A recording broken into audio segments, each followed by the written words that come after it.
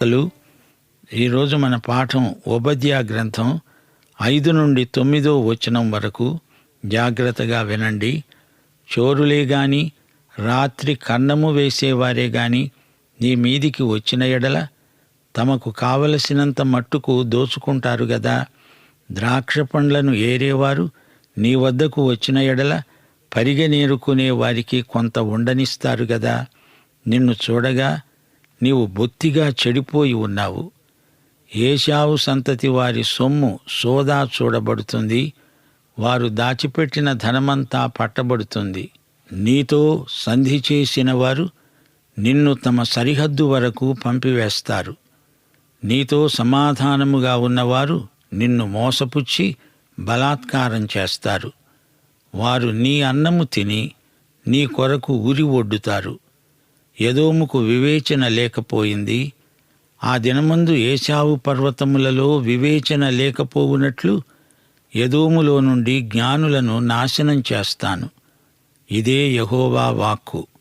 తేమాను బలాఢ్యులు విస్మయం పొందుతారు. అందువలన ఏశావు యొక్క పర్వత నివాసులందరూ హతులై నిర్మూలమవుతారు.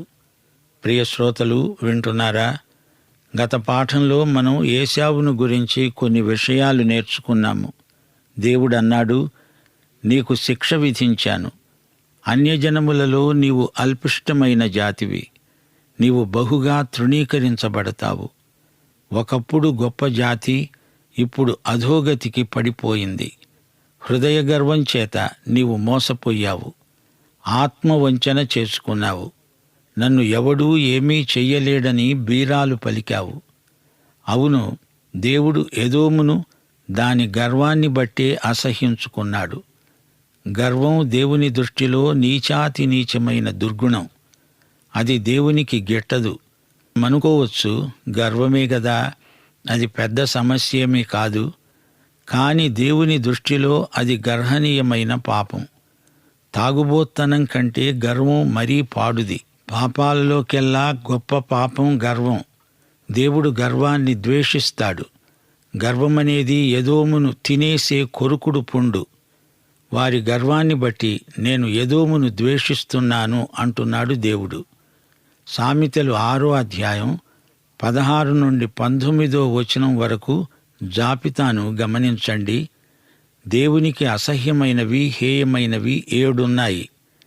1 అహంకార దృష్టి, 2 కల్లలాడే నాలుక, 3 నిరపరాధులను చంపే చేతులు, 4 దుర్యోచనలు యోచించే హృదయం, 5 కీడు చేయడానికి త్వరపడి పరుగులెత్తే పాదాలు, 6 లేని వాటిని పలికే అబద్ధ సాక్షి, 7 అన్నదమ్ములలో జగడాలు పుట్టించేవాడు. ఈ 7 మొట్టమొదటిది అహంకార దృష్టి. గర్వం ఎంత చెడ్డదో గుర్తించండి. దేవుడు అహంకారులను ఎదిరిస్తాడు. దీనులకు తన కృప అనుగ్రహిస్తాడు. సామెతలు 8వ అధ్యాయం 13వ వచనం, యెహోవాయందు భయభక్తులు కలిగి ఉండడం చెడుతనాన్ని అసహ్యించుకోవడమే. గర్వము, అహంకారము, దుర్మార్గము, కుటిలమైన మాటలు నాకు అసహ్యములు.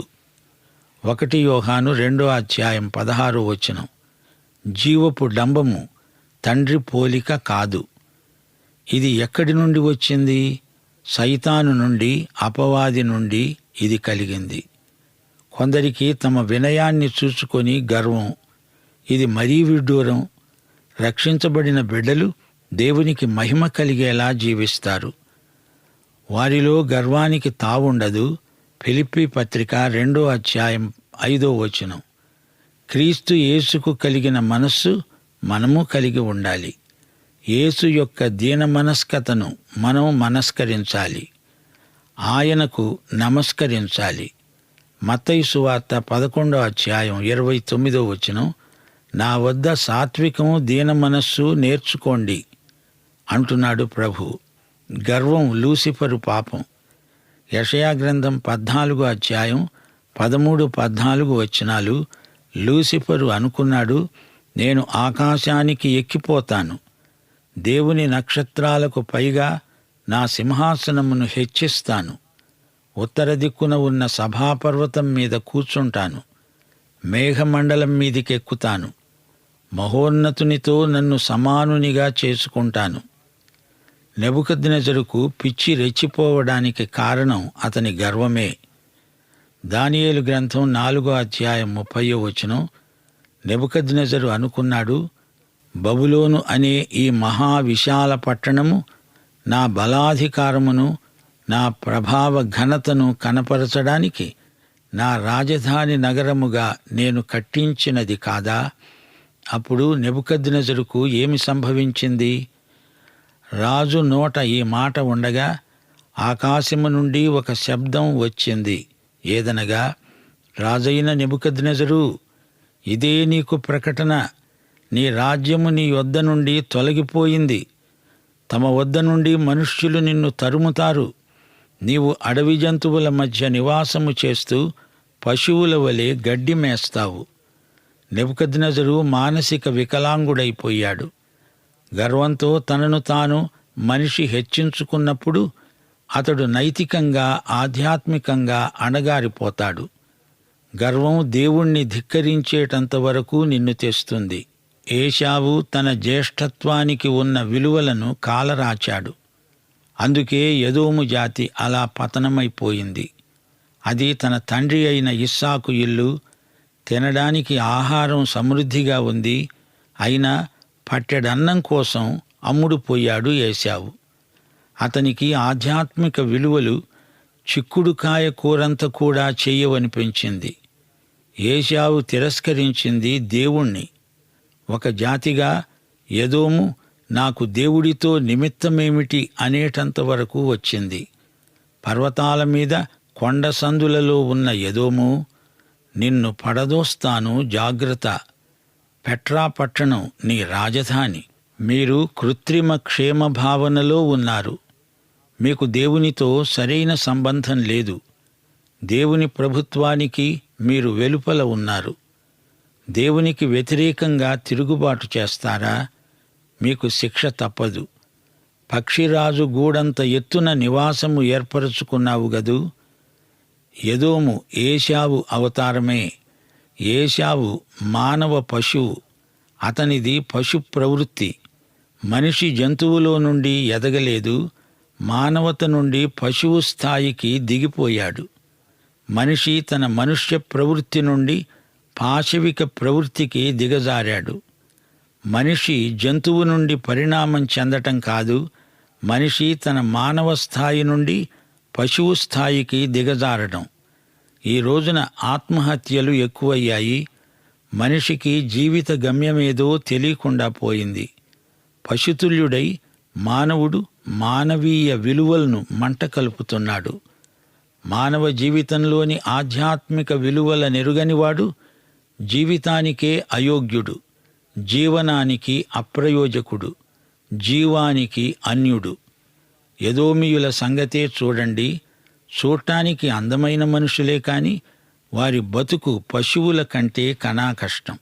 దేవుడు వారి కోసం ఉద్దేశించిన ఉన్నత పదవి నుండి ఆహార నిద్రాదులకే పరిమితమైన భయభ్రాంతమైన కామ వికార స్వభావులైపోతున్నారు. పశువులే నయం. పశువు తాగి వచ్చి భార్యాబిడ్డలను కొడుతుందా? పశువు అహంకారంతో, పదవీ వ్యామోహంతో హత్యా రాజకీయాలకు పాల్పడుతుందా? పశువు అబద్ధాలు చెప్పి మోసగిస్తుందా? ఇవన్నీ చేసేవాడు పశుతుల్యుడైన మనిషి. పశువు దేవుడికి ఎదురు తిరుగుతుందా? ఆత్మ ఉండి కూడా అది లేని పశువే నయమనిపించేలా మనిషి బతుకుతున్నాడు. ఇదే ఎదోముపై దేవుని తీర్పు. ఎవడో ఒక తాగుబోతు బాగా తాగి మురికి గుంటలో పడిపోయాడట. అందులో అంతకు ముందే ఒక పంది ఉంది. తాగిన మైకంలో ఆ మనిషి పంది పక్కనే పడి ఉన్నాడు. దారిని పోయేవారు, అడుగో తాగుబోతు, అతని వాలకం అతని సహవాసాన్ని బట్టి తెలుస్తోంది అంటున్నారు. పంది ఆ మాటలు విని చీచి, వీడా నా నేస్తం అంటూ అక్కడి నుంచి లేచిపోయిందిట. అది కథ. మానవుడు ఎంత మేధావి అయినా కావచ్చు, కాని పడిపోవటం మొదలైతే వాడు పశువు కంటే నీచమైన స్థితికి దిగజారిపోగలడు. 5వ వచనం, ఎదోము, నీవెంతగానో చెడిపోయావు, నిన్ను పూర్తిగా ధ్వంసం చేస్తాను. దోచుకునేవాడైనా కొన్ని వదిలి పెడతాడేమో, పరిగ ఏరేవారు కొంత విడిచిపెడితే పెడతారేమో, నేను మాత్రం ఒక్కరూ మిగలకుండా జాతిని అంతమొందిస్తాను. 6వ వచనం, ఏశావు సంతతి వారి సొమ్ము నేను సోదా చేస్తాను, తనిఖీ చేస్తాను. ఏశావును దేవుడు సూక్ష్మదర్శిని గుండా చూస్తున్నాడు. దేవుని వాక్యమే ఈ రోజున మనకు సూక్ష్మదర్శిని. ఓబద్యా దీర్ఘదర్శి. దేవుడంటున్నాడు, నేను ఏశావును ద్వేషిస్తున్నాను. ఏశావంటే నాకు అసహ్యం. అతని గర్వాన్ని నేను చీదరించుకుంటున్నాను. నేను లేకుండానే గొప్పవాణ్ణవుతాననుకుంటున్నాడు. ఎదోముకు ఎంత గీర! జీవపు డంబం దేవుని దృష్టిలో శిక్షార్హమైన ఆధ్యాత్మిక నేరం. ఆదికాండంలో ఏశావు సంగతి మనకు పూర్తిగా అర్థం కాలేదు. అది ఓబద్యా గ్రంథంలో తేటగా చూపబడింది. ఏశావు యాకోబుకు తన జ్యేష్ఠత్వాన్ని ఎందుకు అమ్మజూపాడో ఇక్కడ ఓబద్యా ప్రవచనంలో మనకు బోధపడుతోంది. జ్యేష్ఠత్వం అంటే ఆ కుటుంబానికి అది యాజకత్వం. జ్యేష్ఠత్వం ఆధ్యాత్మిక పదోన్నతి. దీన్ని ఎంత చౌక బేరానికి అమ్మాడు ఏశావు! ఒక మురికి పంది స్థాయికి దిగజారిపోయాడు ఏశావు. 7వ వచనం, నీతో సంధి చేసుకునేవారుండరు, నీతో సమాధానపడేవారు అసలే ఉండరు. నీవు పెట్టిన అన్నం తిన్నవారే నీ ఇంటికి కన్నం వేస్తారు, నిన్ను ఉరితీస్తారు. పెట్రా అనే కొండ పట్టణంలో ఉన్న ఎదోమును ఎవరూ పట్టించుకోరు, ఎవరూ అతనితో సఖ్యం చెయ్యరు. అయితే నెబుకద్నెజరు ముట్టడికి పెట్రా లొంగిపోయింది.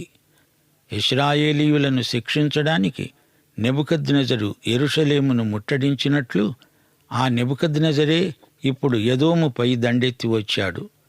ఎదోము ఏశావు సంతతి, ఇశ్రాయేలీయులు యాకోబు సంతతి.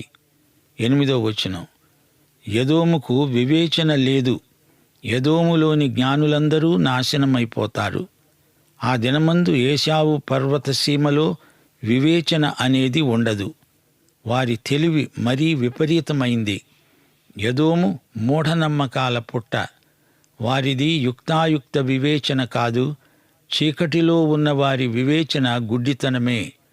గుడ్డివాడు చీకటిలో నల్లపిల్లిని వెతికినట్లే పెట్రా పట్టణం అన్య సాంప్రదాయాలకు పుట్టినిల్లు. ఎన్నెన్నో ధ్వజస్తంభాలు, నరబలులు అర్పిస్తారు.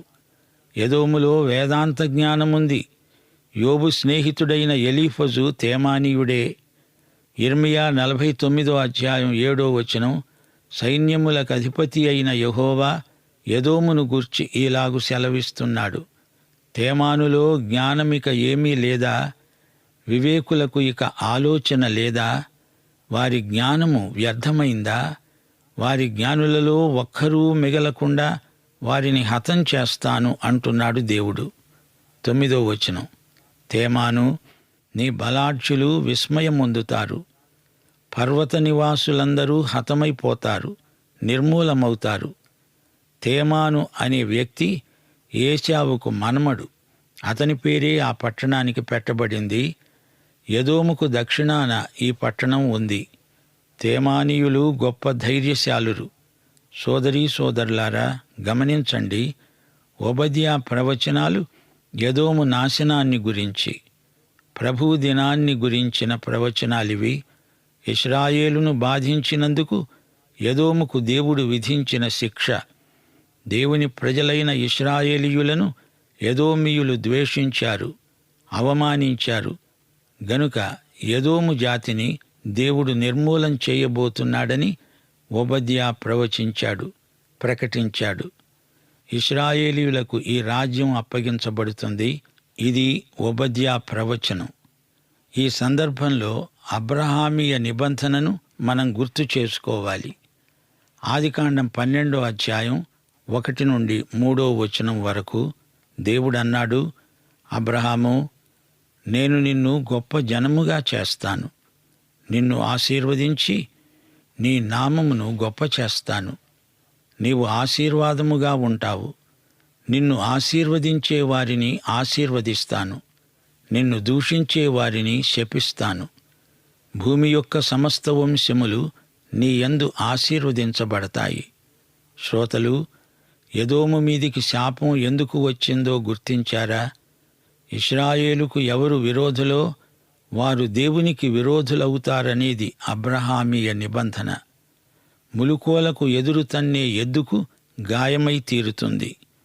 ఎదోము గతి అలాగే ఉంది. ఓబద్యా పేరుకు అర్థమే యెహోవా సేవకుడు. ఎదోము యూదారాజ్యానికి చేసిన ద్రోహం ఇంతా అంతా కాదు అంటున్నాడు ప్రవక్త. ప్రభువు దినాన యూదా ప్రజలకు రక్ష, ఎదోమీయులకు శిక్ష. ఆమోసు, యిర్మీయా ప్రవచనాలు ఓబద్యా ప్రవచనాలకు సమానాంతరంగా ఉన్నాయి. ఎదోము రాజ్యంలో ఖనిజాలు సమృద్ధిగా దొరుకుతాయి. ఇత్తడి, ఇనుము సమృద్ధిగా ఉన్నాయి. దక్షిణ ఎదోములో తేమాను పట్టణం ఉంది. ఎదోముకు గర్వభంగం కాక తప్పదు. ఎదోమీయులకు ఏశావు మూలపురుషుడు. ఏశావు యాకోబుకు సోదరుడే. అందుచేత ఇశ్రాయేలు, ఎదోము దాయాదులే. ఎదోము రాజ్యంలో జ్ఞానులుండేవారు. అయితే ఎదోము నాశనం ప్రవచించబడింది. గమనించాలి, ఎదోము స్నేహితులు కూడా సమయం వచ్చేసరికి నమ్మకద్రోహులై యథార్థత చూపక వారిని మోసగిస్తారు. ఈ విధంగా దేవుడు ఎదోము వారిని నాశనానికి అప్పగిస్తాడు. ఎదోములోని జ్ఞానుల వివేకమంతా ఇహలోక సంబంధమైనది. వారి జ్ఞానం వారిని గాని వారి దేశాన్ని గాని కాపాడజాలదు. రక్త సంబంధుల మధ్య ఈ విరోధం ఎంత తీవ్ర రూపం దాల్చిందో చూచారా? ఇలాంటి గృహఛిద్రాలు దేవునికి గిట్టవు. ఒకసారి యేసు ప్రభు దగ్గరికి ఒకరు వచ్చి, మా అన్నదమ్ముల మధ్య ఆస్తి పంపకాలలో గొడవలు వచ్చాయి, మీరు రండి పంచాయితీ తీర్చండి అంటే అందుకు ప్రభువు ఒప్పుకోలేదు. సోదరీ సోదరులారా, ప్రియ శ్రోతలారా, మానవుల రక్తం నీటి కంటే చిక్కనిది అంటారు గదా. గాని యేసు రక్తం మానవ రక్తం కంటే చిక్కనిది. ఆయన రక్తము యొక్క రసాయన శాస్త్రం మహాద్భుతం. అయితే ఓబద్యా గ్రంథంలో దేవుని నీతి న్యాయములు ప్రత్యక్షమవుతున్నాయి. ఎదోములాగే లోకములో ప్రతి జాతికి, ప్రతి దేశానికి తీర్పు దినం ఒకటి ఉంది అని మనము మరచిపోలేము. యేసు వచ్చేస్తున్నాడు, సిద్ధపడండి. మన రక్షణకర్త అయిన యేసుక్రీస్తు కృప, సృష్టికర్త అయిన తండ్రి ప్రేమ, ఆదరణకర్త అయిన పరిశుద్ధాత్మ సహవాసము మనకు శాశ్వత కాలము తోడై ఉండునుగాక. ఆమేన్.